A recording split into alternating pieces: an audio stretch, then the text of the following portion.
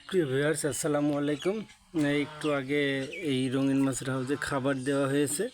দেখুন গোল্ডফিশ মাছগুলো কিভাবে খাওয়ায় ব্যস্ত আছে, এবং এইখানে একটি গোল্ডফিশ আছে।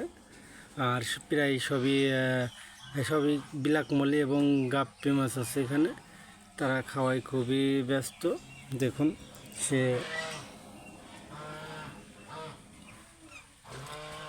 আপনারা দেখতে থাকুন। দেখুন এই যে এই গোল্ডফিশ মাছটি দেখুন কিভাবে ঘুরে বেড়াচ্ছে।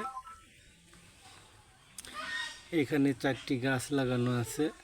4টি গাছ বলতে কি, এখানে ফুল গাছ লাগানো আছে, টাইম ফুল, যেটি ঘাস ফুল জাতীয় হয়, ঘাস ফুলই বলে। আর এখানে একটি রজনীগন্ধা গাছ আছে, রজনীগন্ধা ফুল গাছ, আর ওটি তুলসী গাছ দেখতে পাচ্ছেন। আর এখানে মাছ, বেশ অনেক মাছ আছে এখানে।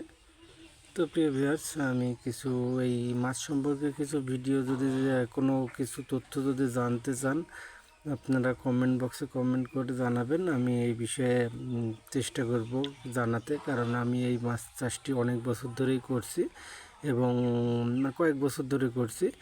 আর মেনলি মাঝখানে কিছুদিন বাদ দিয়েছিলাম, এখন আবার শুরু করেছি। এবং দেখুন এইটা মাছ দেখছেন, মাত্র 2টি মাছ। এই গাপ যে ব্ল্যাক মলিগুলো দেখছেন, ব্ল্যাক মলি মাত্র এক জোড়া ছিল, আর গাপ্পি 2 জোড়া ছিল। সেখান থেকেই আজ এই পুরো হাউস ভরে গিয়েছে।